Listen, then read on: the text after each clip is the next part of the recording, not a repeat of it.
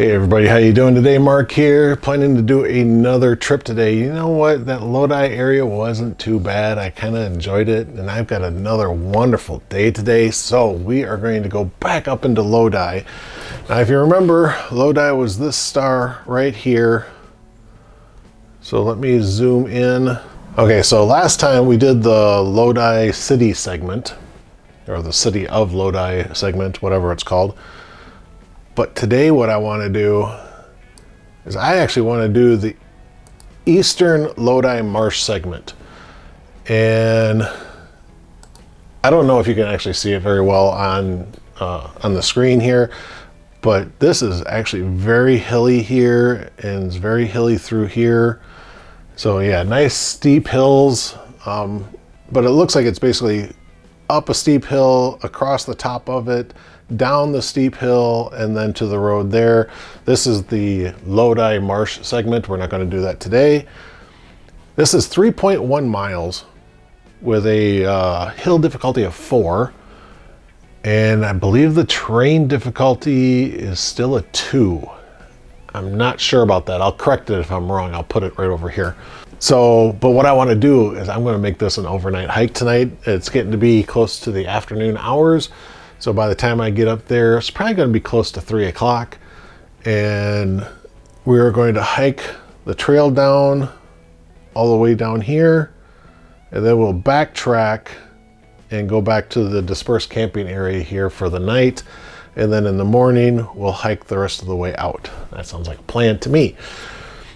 Now, the thing is, if I was to look at Google Maps, okay, so the weird thing is, this is now Google Maps. And you come down through here, you make this big round bulge here, then you kind of do little zigzags back and forth through this little area before you get down to the southern terminus of the trail segment. Okay, now keep in mind this little area right here, how it zigzags like that, okay? If I go to the Ice Age Trail page, that zigzag is way different, and you got this big huge bulge sitting down here, and I'm not sure exactly which one is right. I'm going to say that the Ice Age Trail people are right. Maybe there's a smaller blue trail that comes through here, although my guidebook doesn't say anything about a blue trail here. There is another blue trail like down through here to get to that parking spot, but that's about it. So I don't know how it's going to work out. We'll just have to wait and see when we get there. Yeah, let's get out to this trail and see what's going on with it.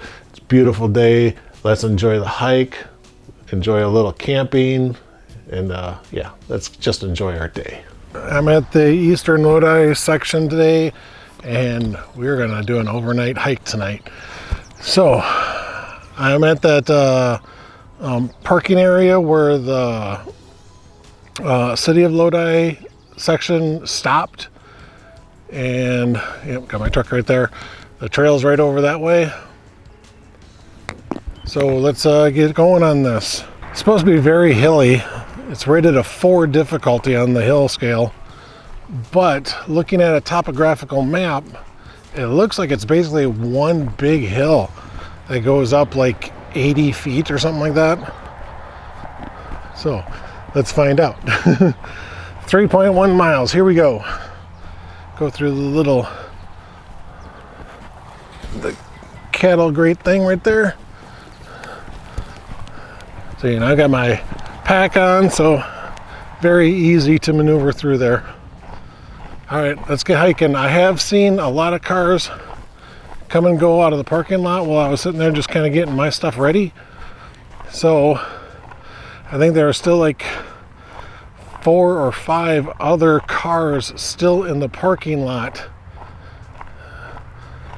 And I don't know if they're doing the whole trail or if they're just going out to Dave's View, which is supposed to have a spectacular view. And I think that's mostly what people do. They come out here to do the 2-mile hike or so to get to Dave's View, and then they come back.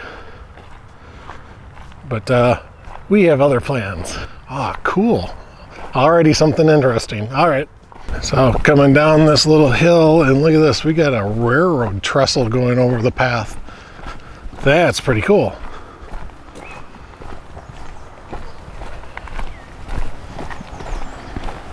Yeah, this is pretty cool. We got a stream trickling through. Look at those cut stone walls here. Here's the stream on the other side. Nice and gentle. So there's a little bit of filterable water there for you. Yeah, here we go. Underneath the bridge. You know, I don't even know if this is still in use or not. I have no idea. I'm sorry, but that trestle bridge is pretty cool.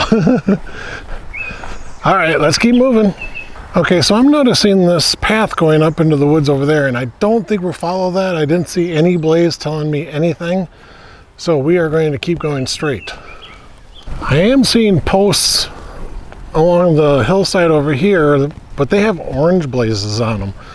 So I'm assuming that's going to be either a bicycle path or maybe it's even a snowmobile path.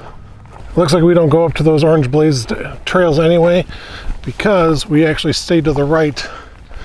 There's a yellow blaze on that post.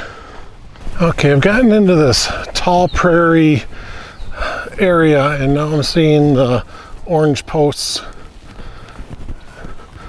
So yeah, we did merge up with that path, but it looks like we are basically staying to the side of it. I am so surprised that these purple and white flowers are still around. I thought for sure they would be dying out by now. Okay, after crossing this grass prairie area, we are going into the woods. Don't know how long we're going to stay in here though. Maybe it follows this wood line for a while. That's nice. Oh, that breeze feels nice. There's private property over there. You can see houses through the trees. Now I would put this down and do my walk away shots or my walk up to shots, but because of the amount of cars coming and going out of that parking lot, again, I'm just not going to feel comfortable leaving a $1,000 camera just sitting unattended. You know, someone walks by me or runs by me and grabs it, you know, that's it. So for the most part, I'm just going to carry the tripod. This is the first time in a long time that I've been out hiking with this loadout. You know, tent pad, food, water. I brought, what was it, about 4 liters of water. One for the duration that I'm going to be out here. I'm spending the night out here.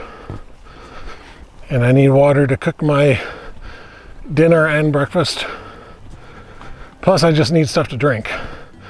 And I don't know what's available for a reliable water source. I didn't see anything listed on the trail guidebook, and I didn't see anything listed on the website. So there might be something here, but I don't know. All right, I have not been on the trail very long, and I am already on the major uphill climb.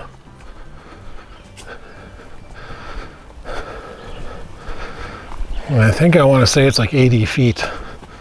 I could be wrong about that though. Okay, so we have entered into public hunting ground area, which means that during rifle deer hunting season, at least this portion of the trail is closed. But right now, it's not that time of year. Oh, I know that doesn't look bad on camera, but man, that is steep. I mean, Yeah, I basically just spun you around. You're looking at my chest. Oh, I have no far. No. There, chew up those words and spit them out. Let's start over. I have no idea how far I've actually gone. This is the most hilly, rated trail that I've been on with a pack. I've been on 3s with a pack, but not a 4. I've been on 5s, but not with a pack. So, this could be slow going today. I got up here kind of late in the afternoon, thinking that I'm going to be able to just kind of breeze through this and be able to set up camp in maybe a couple hours. I may have to rethink that. I wore my bug net hat because I didn't know what the mosquitoes were going to be like. And so far they're not horrible. I see them flying around, but they don't seem to be wanting to bother me. But that could change during the course of the afternoon into the evening hours. I do have bug spray with me. And I did bring sunblock, but as you can see, there's lots of shade through here. I'm not too worried about sun exposure today. But I tell you, just wearing this hat, even as vented as it is on the top, all that mesh, I am sweating. It is warm. It is in the 70s today. It's going to be a hard day today.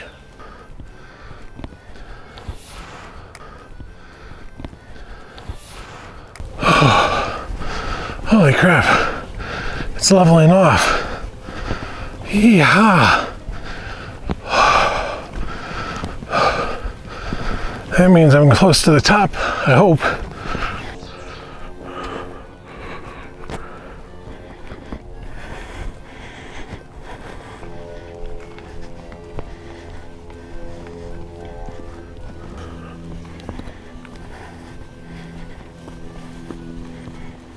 Okay, well, it's been one false top after another. I think this is false top number 3, maybe 4. Oh, I tell you.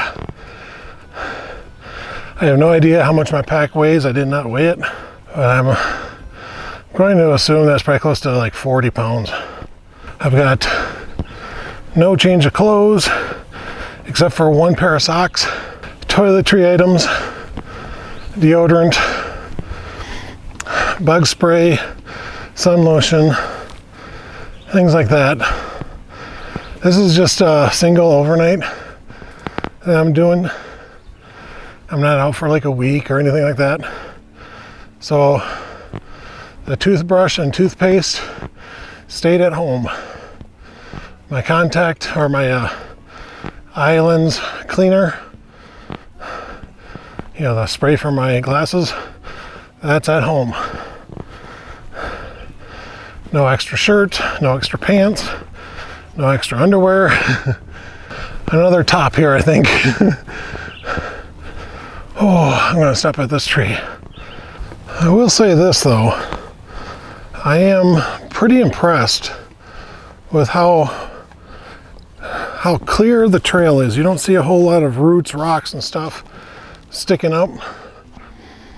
Nice and wide cut, so all the poison ivy and oak can stay off to the sides. You don't have to walk through it. So yeah, they do a good job of keeping this trail in good condition. I'm highly impressed with this. So yeah, I think I've kind of plateaued off to the top. Now I'm kind of doing some undulation stuff here on the top of this giant hill. I have come across 3 couples of people. Well, 2 couples and 1 guy alone with his dog. And I only talked to 1 group of them, and that was the last couple that I saw. And I asked them if they went all the way down to the end of the segment or what. And by the way it sounded like they did not go all the way to the end, but at the other side of the hill, it's not so steep. They kind of gave it switchbacks going back and forth, so it's not as bad. Bit of a clearing right here. Oh, phone lines, that's kind of what I thought. Nice sunny opening for phone lines.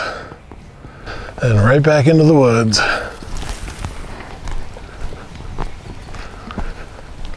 Oh, look at that. There's a bench here.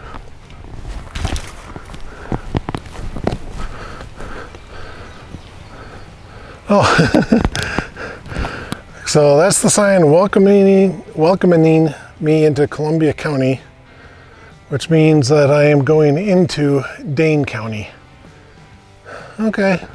I am standing right on the outskirts of the wooded area, looking over this open prairie expanse that I got across.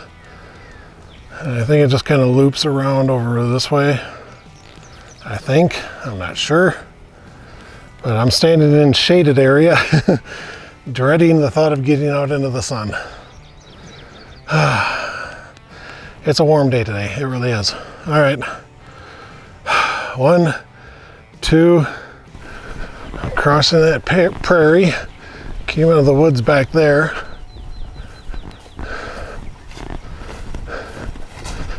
And nice little shady spot here from these couple of trees. Dog up on the hill over there just rolling around in the grass. It looks like I gotta go up another level of this hill. Hills, hills, hills. Okay, let's go. Okay, almost on top of this bald. Come on, legs, don't die on me now. Got someone's personal house over there.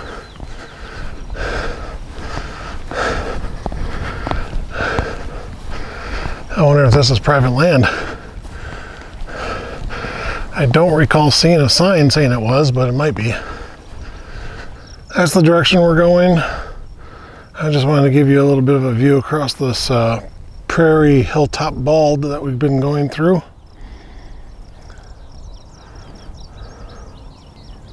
So while I was over there giving you the overview of this bald on this hilltop, I did swig down a little bit of water.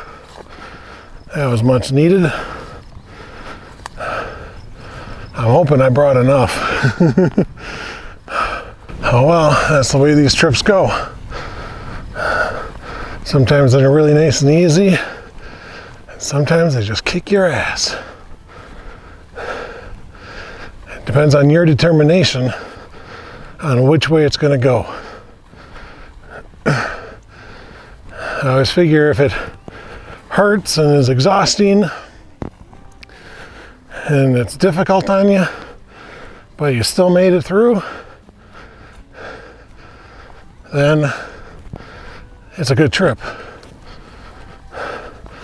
Now, if something happens like my Jerry Lake segment, a lot of that was just my amateur knowledge, and I'm not saying I've gotten any better either.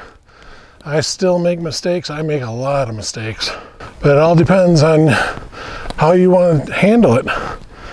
You know, for me, I wasn't comfortable going any farther on that Jerry Lake segment. And so I had to call for help. And I know a lot of people will say, well, that's wussing out, and you're a wuss, and you're a pussy, you're weak, and stuff like that. No, that's not what it means at all. It means I can assess the situation and get myself out of trouble before it becomes dire. That's what that means to me. You know, I have to work on building a little skill level before I do 30 miles in 3 days with a super heavy, I think my pack was like damn near 80 pounds. You know, I've been able to get my weight down by buying new gear and stuff, but Wow. Sorry. More hilltop to climb up and on, up and over. So I've been going uphill for a little while. So yeah, it's just all on your experience base on how you have to treat each situation.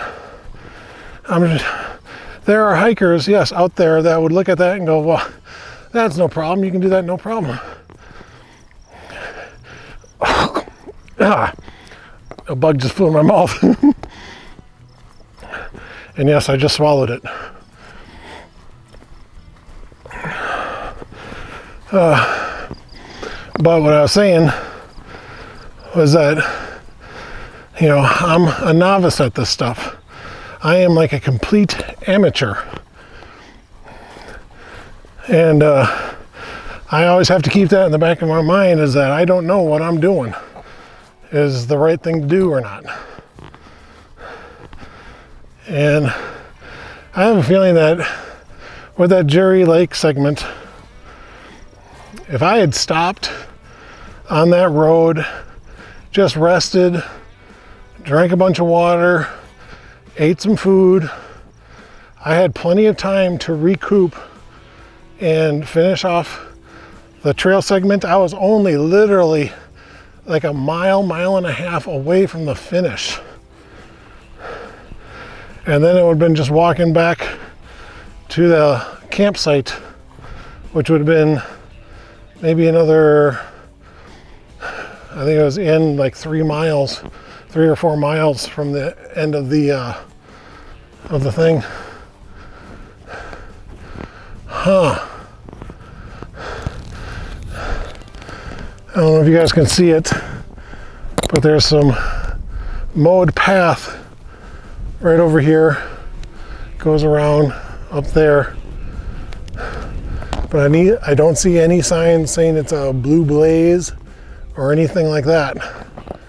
I don't know if this goes to the camping area or not. Because like I said, there's no sign out here stating that's what it's for.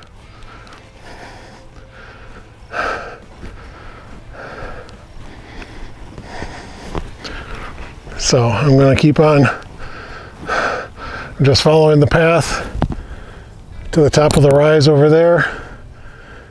And I think that's where the Dave's View is, or Dave's Point, or Overlook, or something. It's Dave's something or other. I think it's Dave's View.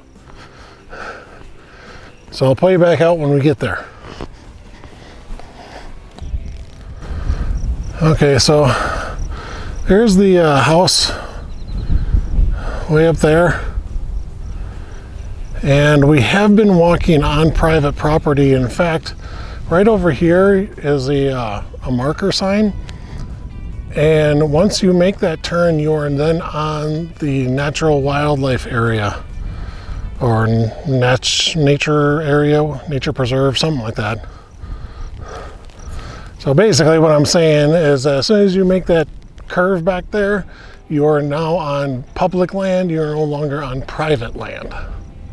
Oh wow, guys, look at that view.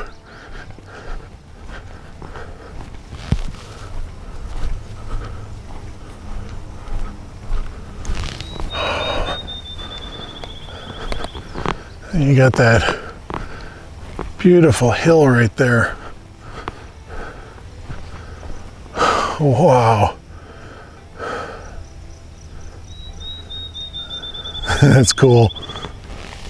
Okay, after that beautiful view back there, we turn and get on the I'll show you this in a second. Let me finish my thought here before I lose it. After that view back there, we turned and got back into the shaded wooded area. It feels nice and cool in here instead of being on that clear bald. But remember how on the map, Google had it going one way and then the Ice Age Trail had to go in another? This is why. Okay, our Ice Age Trail is still going off this way. This would have led to a more zigzag and a cross pattern, where this one goes all the way down to the camping area. Okay, so now we have it right. Let's go. Well, as you can tell, the path has gotten a little more narrow, but it's not horrible either. I'm still not having to worry about brushing up against a lot of the weeds and stuff. I can still walk through pretty much scot-free of rubbing up against poison oak, poison ivy, and all that crap. Oh, that breeze feels so wonderful down here in the shade. So you can see that bald is right up there.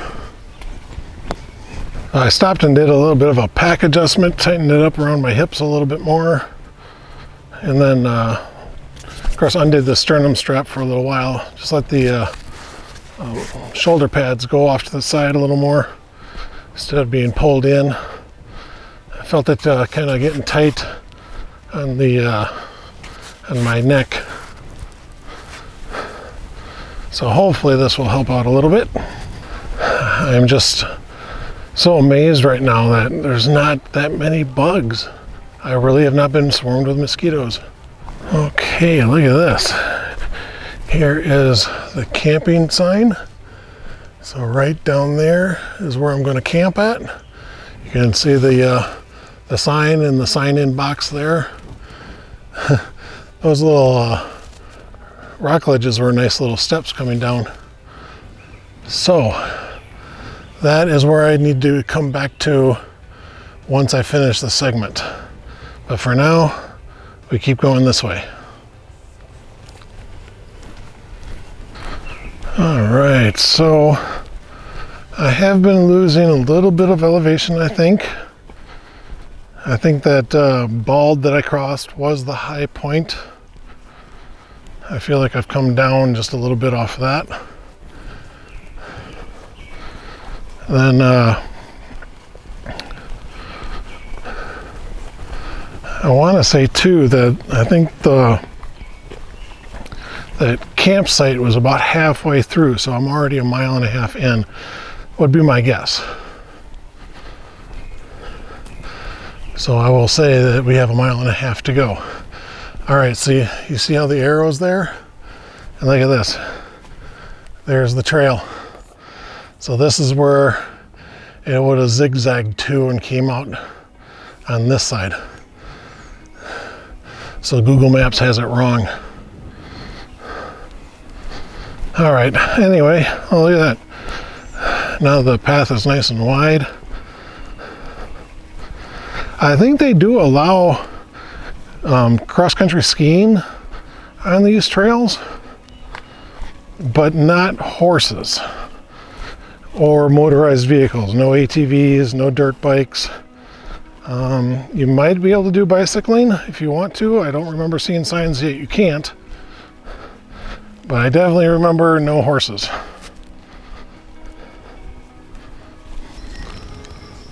There you go, guys. Look at that view. Wow. I love this little knoll sticking up like that. And you can just see how the ancient riverbed would have been running right through that valley. God, that's so beautiful. As some of my friends can tell you, I am a very religious man. But when it comes to this, I mean, this just proves it to me. You know, nature is just chaotic in how it does its stuff. But to me, you know, everything to me looks intentional. There's a reason why God made the glacier come down through here and make this wonderful view right here, because he knew I was going to be here and wanted to see it. That's the way I look at it. So all that grand design that God had was for me to be here right now. And that's the way I always try to live my life, is that This is where God needs me to be right now. Might not always be the pleasantest situation, you know, and it's not all happy rainbows and sunshine. You gotta go through the stormy parts too, because that's part of living. Sorry, was that a little deep for you guys? Well, I stopped to take a look at some scenery and heard some voices, and there's another couple coming up from behind me. Okay, so let's see, is this what I think it is? Might be. This right here, I think, is a path that goes down to another parking lot. It would be like a blue spur trail, but I'm not seeing any blue spurs to it. But I mean, that looks cleared off to me. And they put this nice little sign, can't see it in the screen, right there. Since I've been going through that last little prairie section, it seems like a little more bee activity had been down here. I keep on getting bumped with bees, which is not usually a good thing. Usually that means, you know, get away. So I don't know if there's a nest nearby that we should keep clear of or what. I haven't seen anything up in the trees, so they could be underground maybe, I don't know. All right, let's keep walking. Cool guys, I love footbridges. And this would have been the only source of water I could think of that might be here. And as you can see, there is nothing here. Dry as a bone. Oh well, win some, lose some. That's why I brought so much water with me. Just round off the curve of the trail, come down the hill a little bit, and another boardwalk. Oh, right after that second boardwalk, there's the Blue Spur Trail. There it is. So that goes down to a parking structure or a parking lot down that direction by the road. We keep going straight. Oh crap. Another big hill. Okay. Check this out. Freshly fallen tree from probably a fairly recent storm. They've already come out here, cut it up, and removed it from the path. Awesome. Way to go, Lodi group. Lodi Alliance? Yeah, we'll call it that. The Lodi Alliance. I was thinking that I would keep going that way, and I don't. According to the sign right here, I go right and go over this way.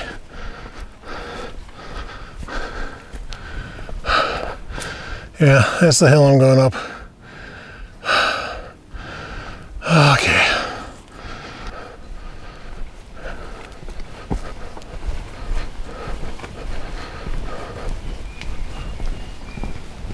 All right, I think I hear road traffic getting a little louder.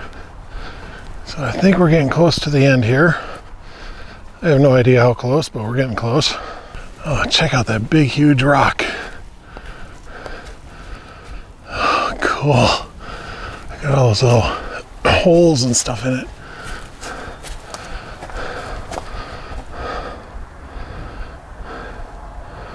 I bet you there's one or two critters living in there.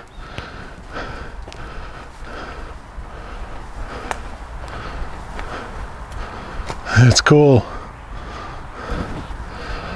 All right, let's keep pushing on. Okay, got a sign up here. What does it say? So, Ice Age trail has been rerouted for a short distance to follow a more sustainable route with better drainage and less erosion. Okay, let's go this way. Okay, so we basically just came from right up there. We went all the way over there to the post that you see over down that way.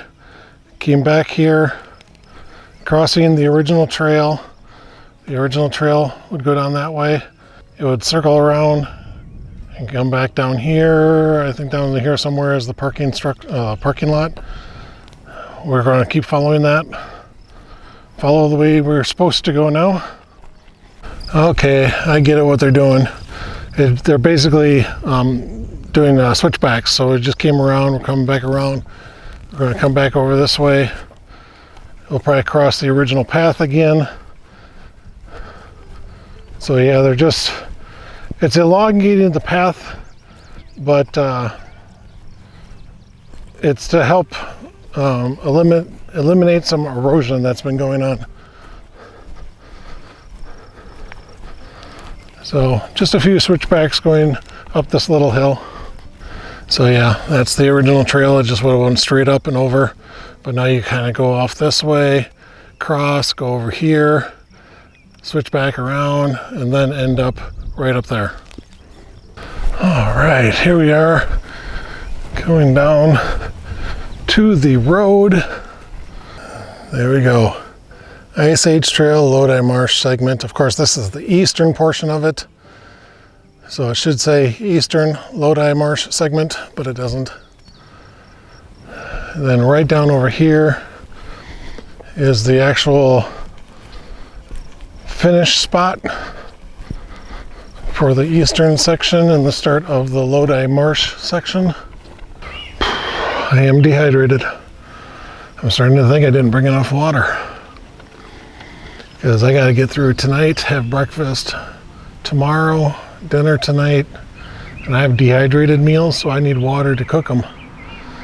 And after I finish this one, I've only got 3 of these left. Now, one of these I have to use for cooking my food. You know, both the breakfast and dinner will take half of one of these. And then that leaves me with 2 to drink. I'll drink 1 more tonight and then 1 more for tomorrow as I leave. I'm going to actually let you guys go. I'm going to call my wife, see how her day is going, see if she got into her mom and dad's, and take care of the cat and the plants, because her parents are gone for a little while right now. And yeah, just kind of talk with somebody for a little bit. Not that I don't like talking to you guys, but you know, it's a one-way conversation. It's kind of hard to talk without you guys talking back. All right, I'll see you guys when I'm done with my break here, okay?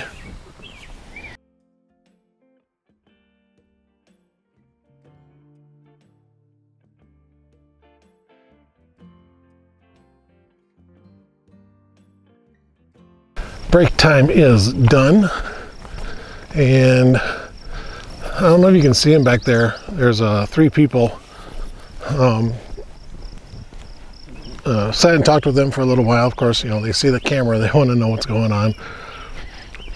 And told them what I'm doing and how I'm doing, you know, individual segments. And, you know, sometimes I stay out overnight on a segment using the dispersed camping sites. And they said, oh yeah, because we checked that out when we were up there, because they came down from up here.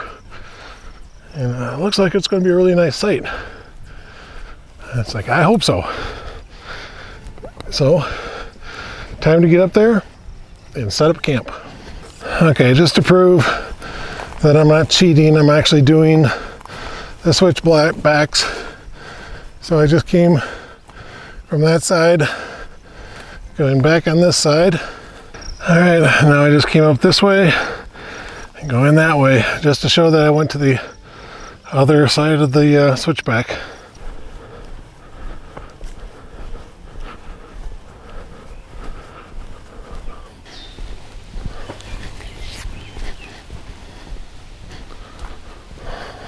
Okay, here we are at that intersection where there's this going up here. Who knows what that's for? I don't know if it's an old trail or whatever. But turn right, go down the hill.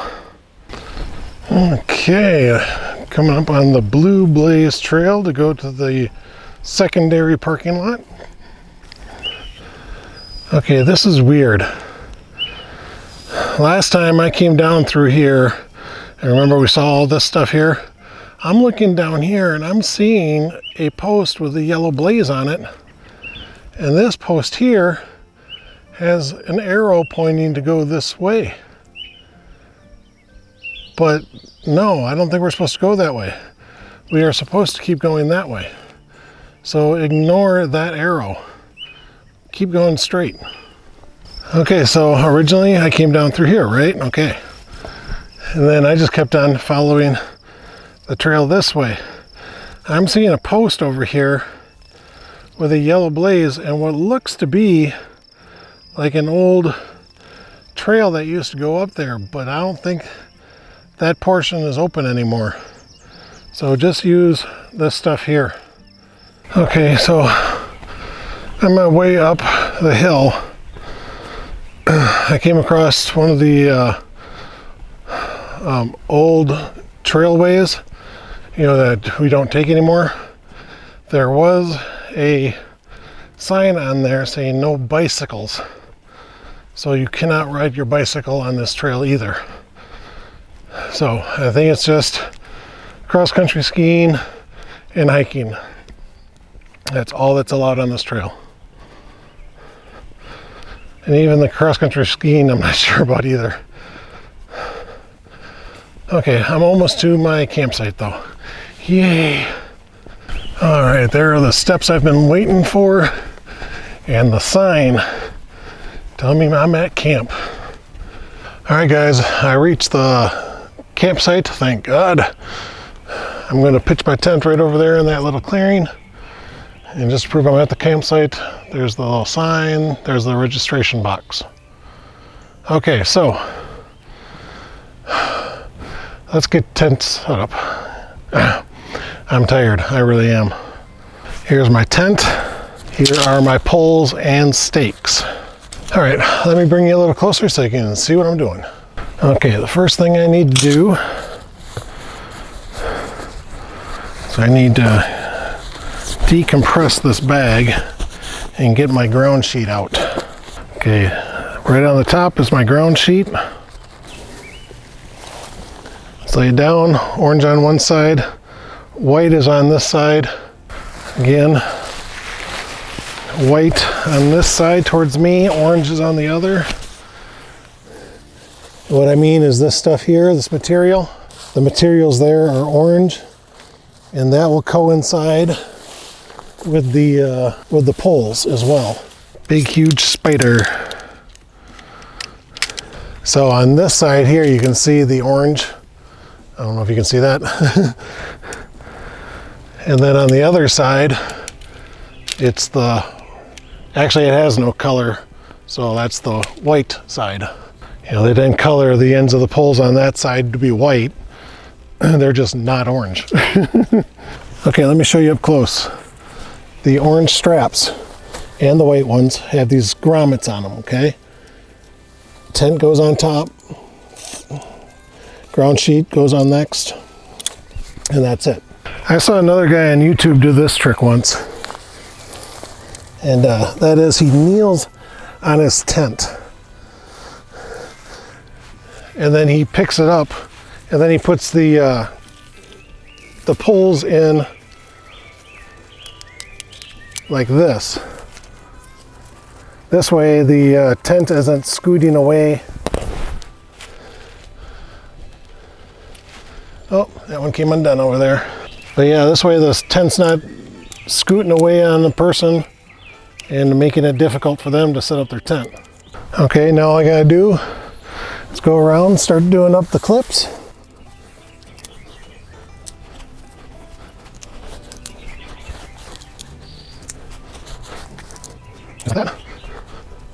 Now I've got this one last pole and that goes over the ridge. Let me show you how that goes. You just lay it on top of the poles. There's a clip here. We'll just clip that in.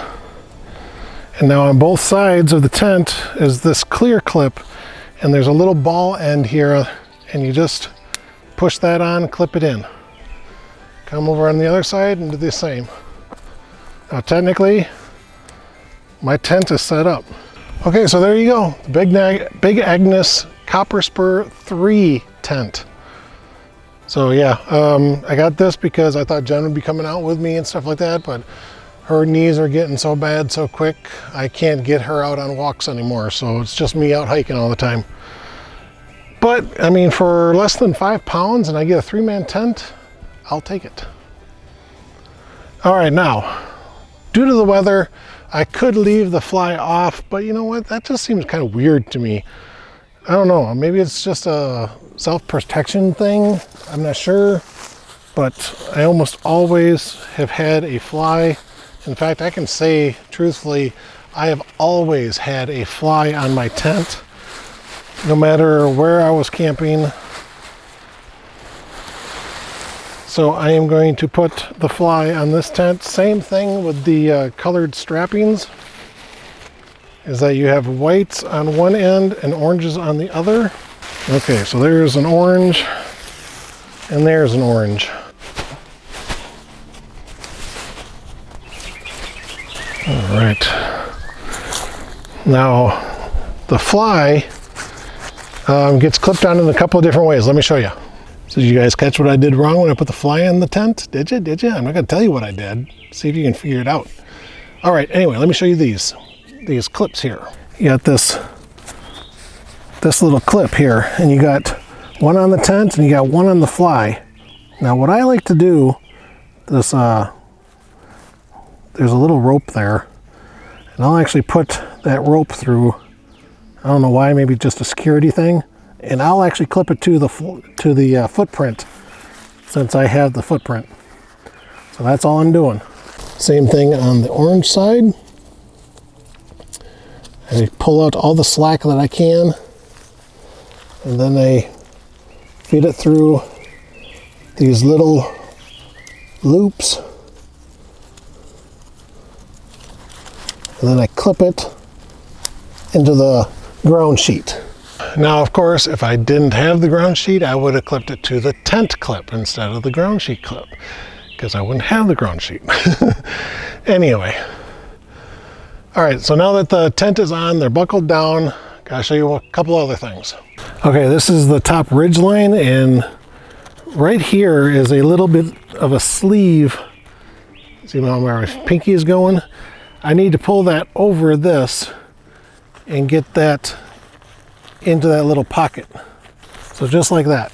I'll go over on the other side and do that one. And there's my pocket. Just pull, put it in there, just like that. All good. Okay, so basically the only thing I have left now is to stake out the guy lines. You know, for many, many years, I always thought they were called guide lines. I didn't realize they were guy lines. No D. And these are the tent stakes that came with the tent. Very lightweight. Very strong too. I'm actually quite impressed with these stakes. Now this one here has the zipper on it, and this one here I want to roll up. So I don't want to put it down real tight either. There's little Velcro pieces to kind of keep this flap closed. But now I just got to go around and do up the rest of the guy out points. I'm more worried about ventilation than I am getting the tent hunkered down for, you know, strong winds or anything.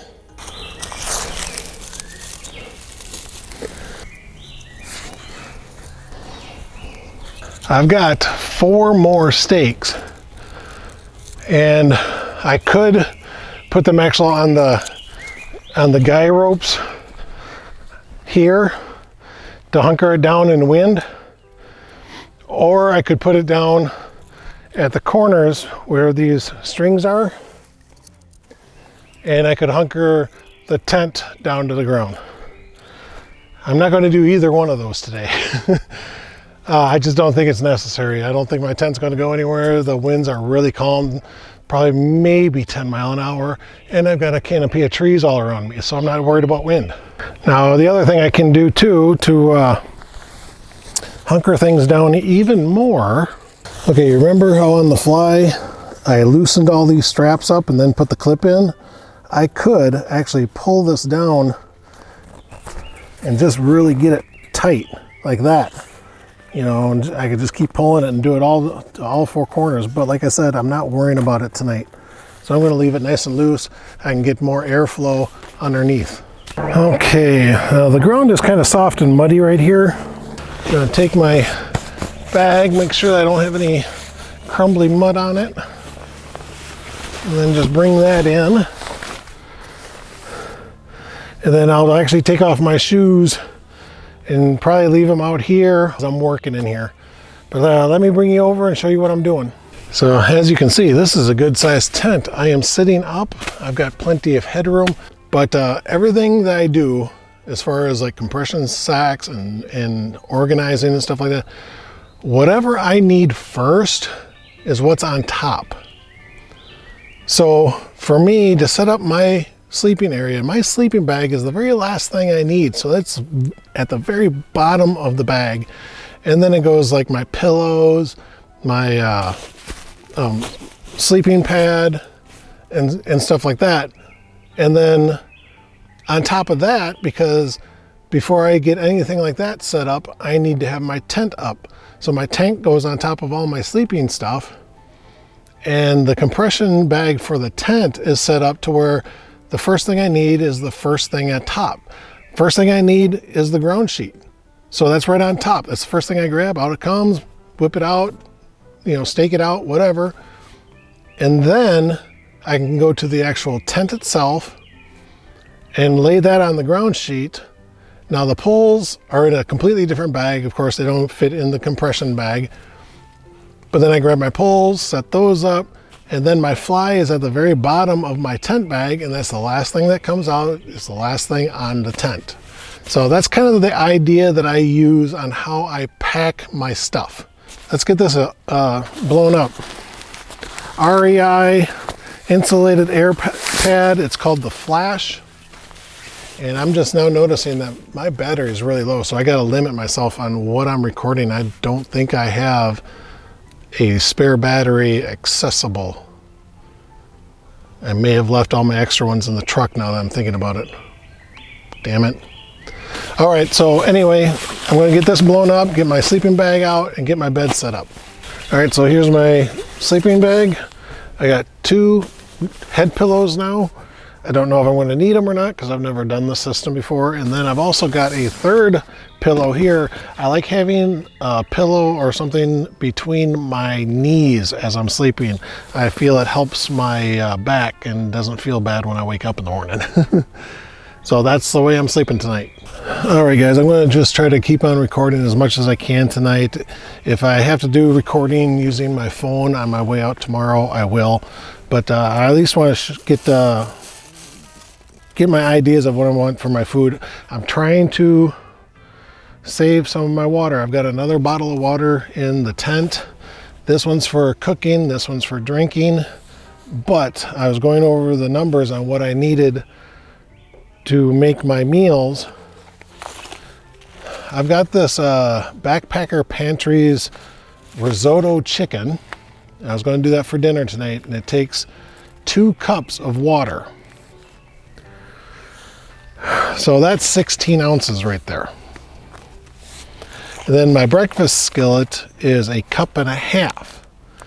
So between the 2 of them, I need 28 ounces of water, which means that this one bottle would not be enough. I would need at least 4 more ounces, which means I got to take it out of here or out of my day ration for tomorrow. I kind of don't want to do that. My other option is I can still make the chicken risotto.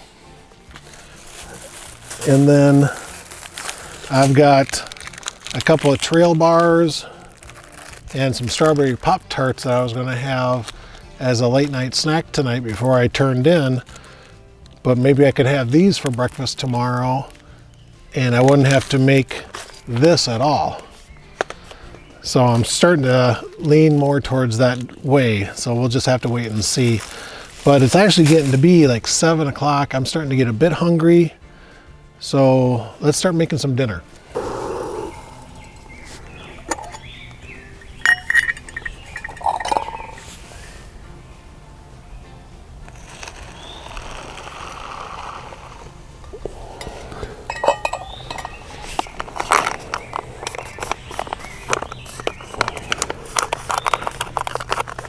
Seal it up nice and tight. Shake it around. Ooh, that is so hot. Oh, shit. Apparently I did not have it sealed all the way. And we'll start a timer. Luckily there's no bears in the area to come in and start wanting to eat all this. The only thing that I really need to watch for this area are coons and squirrels and mice and stuff like that. Maybe some foxes or whatever.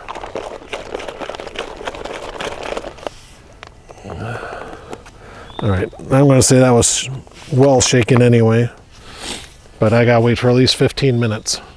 All right, my timer went off, so my chicken risotto will hopefully be done.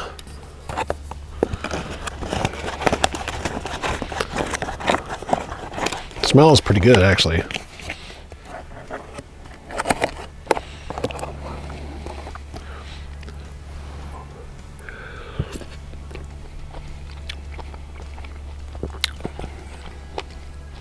Maybe could have used another couple minutes, but I'm too hungry to worry about it. So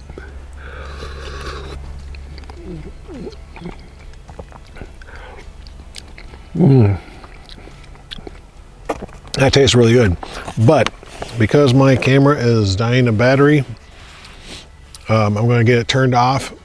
I might show a couple more things before I go to bed, but pretty much it's just going to be hang around camp and get myself ready for bed. I'll maybe call my wife again real quick just to see how her evening's going, but short of that, it's dinner and just in the tent and relax. And actually I'm really surprised too. I thought I'd be getting swarmed with mosquitoes, and I'm not. It's really amazing. Okay, getting myself all cleaned up from dinner. I got all my cooking stuff put back in my little pot. I got my 2 bottles of water. The one up on top is the one I'm drinking. The one down below is for cooking. Got my gas can ready to be put away. Got wet wipes there from cleaning up the spoon that I used. Just wiped it off real quick. Wiped off my mouth a little bit. And then I hung my food bag right there. Now, bears are not an issue here, okay? Farther up north, yes. But not really around here. So the only thing I need to do is keep it off the ground for coons, mice, and stuff like that to get at it. So I hung it up there.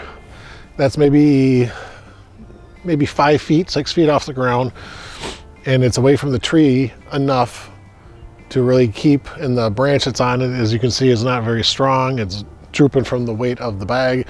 But I think that will prohibit, or at least not encourage, mice and stuff to walk down that stupid little branch. So yeah, that's kind of what I'm doing. Hopefully I don't wake up in the morning and all my food will be gone. It's just one of those things, you know, I heard stories of mice and stuff chewing through the fabric of a tent just to get at your food. So I really don't want to keep my food in my tent if I don't have to. And I want to keep it up off the ground and stuff like that. So that's what I'm doing. Again, I'm a novice at this. I don't know if this is the right thing to do, but this is what I'm doing. All right, I'm going to finish picking up, and I'll see you in the tent. Okay, so I wasn't very happy with the way I hung my food bag just on that little branch right there on that tree. So I've actually got it up a little higher now, and yeah, so that's maybe a good 7 to 8 feet. Again, we don't have bears. It's just for the mice and coons and squirrels and all that crap. So just got it tied off to the post here. That's it. That's all I wanted to show you. It is cooling off quite a bit. I think I'm glad I packed a jacket. Oh, good morning, everyone. I didn't sleep good last night. I barely caught a wink of sleep, I swear. I feel like I was just up all night long. Oh, but I'm already starting to break down camp. And I still haven't decided what I'm doing about dinner or about breakfast this morning. if I want to cook off that meal or not. I kind of want to, because it is a cold morning this morning, and having that hot breakfast would really be nice. So I did end up finishing off the 3 bottles. I've still got this one here, and cooking off that meal will take half of it, and then I'll have half of it for drinking on my way out. And I think I'll be fine for that. I mean, it's only like a mile and a half out, and it should be mostly downhill. So what I can do is I can make my breakfast here this morning. I want to get the tent and my sleeping stuff all put away, and then I can make my breakfast. So yeah, that's kind of my plan right now. I think that's what I want to do. Just break down camp, then I'll make my breakfast, and then we can head out. Okay, so this is what I'm having for breakfast, and my bottle is about half full. I did have a hard time heating up my water because it got so cold this morning that my gas canister wasn't functioning properly, and I didn't feel like tucking it into my coat and warming it up and then finishing boiling the water, so I just put hot water in here is basically all I did. It wasn't quite to a boil, but let's see how this is.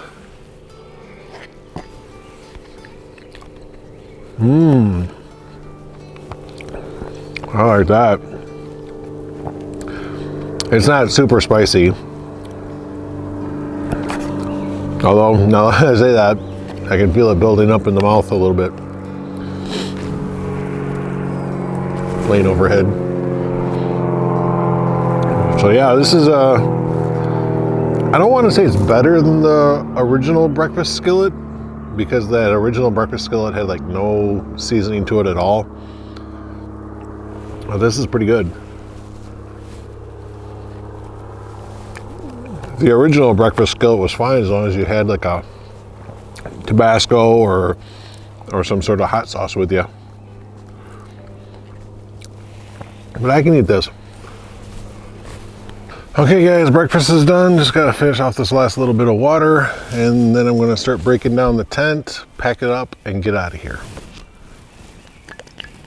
Okay guys, I'm all set to go. As you can tell, tent is gone, everything is in the pack. I went and double checked all my stakes. I have all 8 of them. I almost missed one. It was the very front door one. I kind of left it in the ground when I opened up the front door.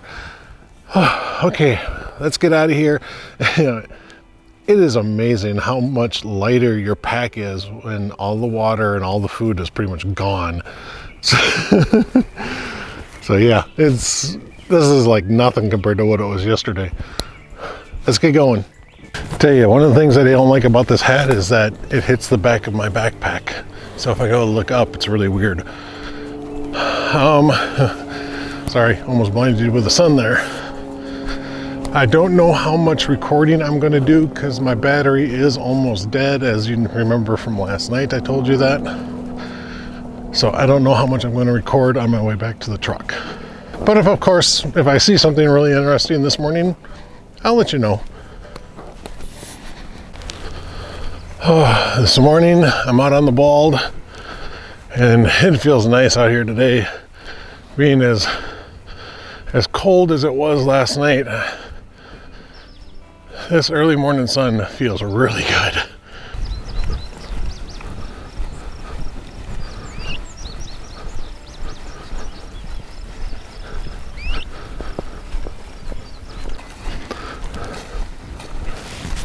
All right, guys, I got one thing to really talk about.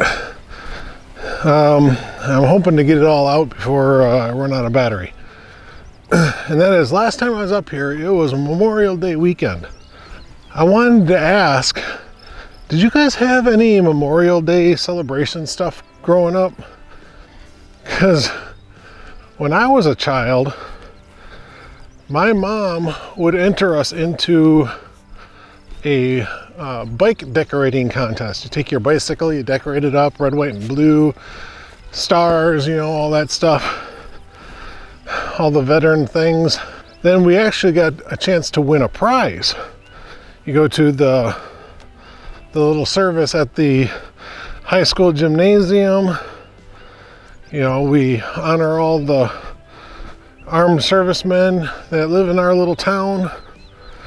They would play the different calls, the different anthems for the armed forces. So Army, Navy, Air Force, Marines, and Coast Guard. And those people would then stand up when they would hear their anthem, their theme. And then at the end, we'd applaud them all. And it was really kind of cool. But I can remember decorating my bike, you know, just a couple of days before the parade. And I actually won a couple of times. And it wasn't much, a couple of bucks. You know, I'm sure my parents probably spent $10, $20 on items to decorate my bike. And here I just get, you know, a couple of bucks. But, you know, it was fun, you know, and it showed a little patriotism and honor for our veterans. So, yeah, it was really cool. Then when I got older and I was in high school, actually it started back when I was in junior high, I was in band. I played trombone, and both the junior high and the high school bands would march and play music and stuff. So that's what I basically did for 8 years. And it wasn't just our Memorial Day parade either, you know. Our band was actually so good that Disney World down in Florida found out about our band, somehow got a tape of us, and they invited us to go down and march at Disney World during their closing ceremony things. So every year, or every couple of years, we would go down and march in Florida. That was awesome. Plus we did other local things, you know. We did the Show Pier parade for, oh, sorry, my arm was getting tired. Getting into a shaded area here anyway. So we would have Show Pier, 4th of July that we'd march and all this other stuff. But anyway, I'm getting off topic. And now that I'm an adult, I have kids, and even though we don't live in Beloit anymore, or in Clinton anymore, you know, we live in Beloit. When my oldest daughter was ready, we decorated her bike a couple of times and took it in to the parade. I don't think we really did it with any of the other kids though. But my mom actually had me, because my mom was in charge of the bike decorating committee thing and all this. But she asked me if I'd want to judge the bikes. I was like, yeah, that sounds like fun. You know, I was told the different categories and stuff like that, and it was really kind of cool. So basically, in my little town, in that parade, I've done multiple things with it. You know, I've been in the parade on my bicycle, in the parade in band, judged the bikes. I never got to ride on any floats or anything like that. You know, I was never a Rock County whatever, Dairy King or whatever.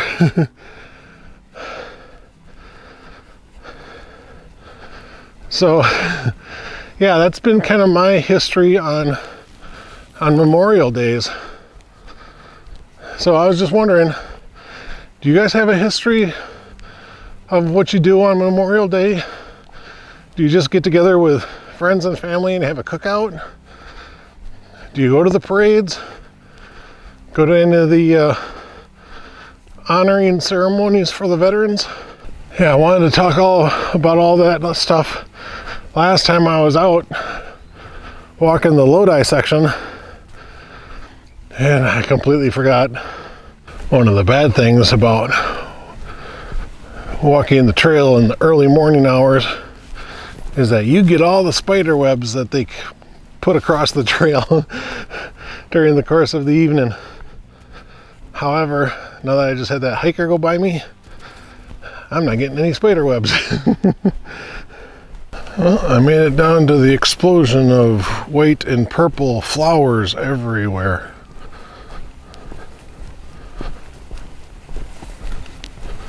Okay, as you can see, we made it down to the lower prairie area.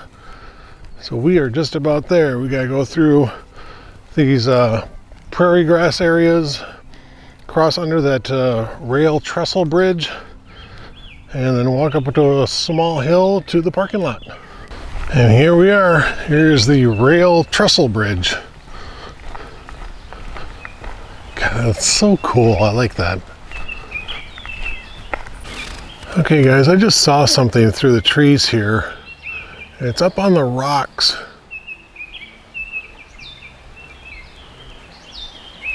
You see the date on that rock there?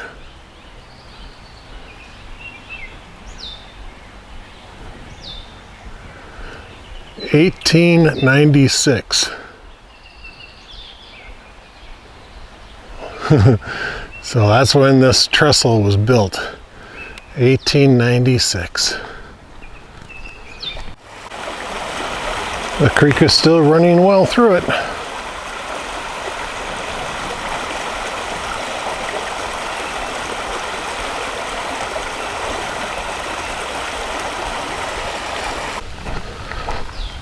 All right, here we are, the starting gate. We are done. All right, guys, I made it back to my truck, and look what I found, all my batteries. I forgot to put them in the bag. Sucks. Oh well. I mean, you saw pretty much everything on my way out, and there was really nothing new coming back. So I mean, I took a couple of videos and pictures and stuff, but not much. Oh, but it was definitely a lot easier coming back than it was going out. Lighter pack, and pretty much the whole thing was downhill instead of up. So yeah, it makes a difference. Okay, so let's talk about this for a little bit. I forgot what the actual trail length is. Okay, Eastern Lodi section.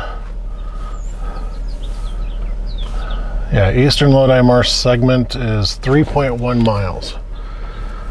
I had come across a couple of people when I was sitting down at the south end, just kind of resting and stuff, ready to go back to camp.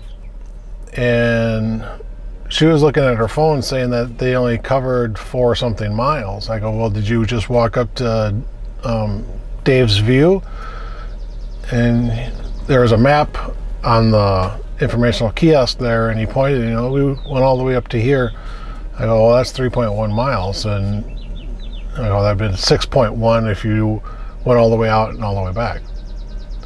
And the girl's like, well, I've only got like 4-something on my phone. Well, more than likely she's lost reception somewhere, and it wasn't tracking her that whole time.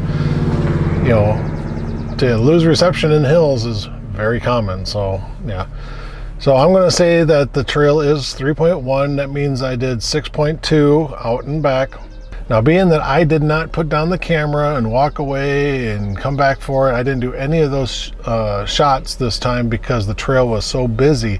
When I pulled in, there was like 5 other cars here, and I didn't know how many cars were parked at the other end of people walking the trail from the south and heading north. So I am going to leave the mileage at 6.2 miles. So that's what I'm going to put at the end of the video. Here are the stats on what I've done so far this trip, and my total miles for just the Ice Age Trail. All right, thanks for watching, guys. See you later.